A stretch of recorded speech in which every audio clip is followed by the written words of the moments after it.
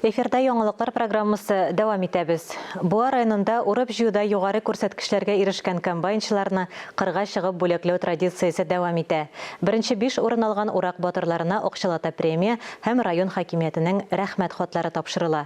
Урак башыннан эш нәтиҗәләре буенча алдынгы урыннарга чыккан механизаторларны район башлыгы Рәнис Камәрдинов шәхсән тәбрикләде. Бу хакта тулырак алдагы язмада.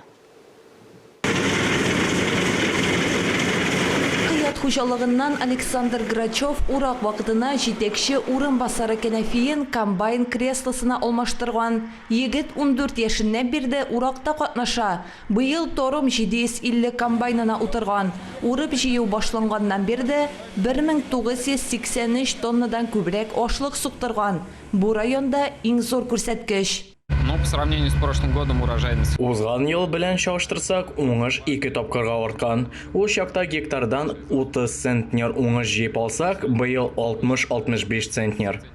Авангард агрофирмасы комбайнчылары Гадел Саляхов һәм Фирзәр Хаттапов та җиңүчеләр сафында. Алар икесе дә 700 тоннадан артык ашлык суктырганнар. Янбулат хуҗалыгы комбайнчысы Альберт Шәрәфетдинов та югары күрсәткечләргә ирешүчеләр рәтендә.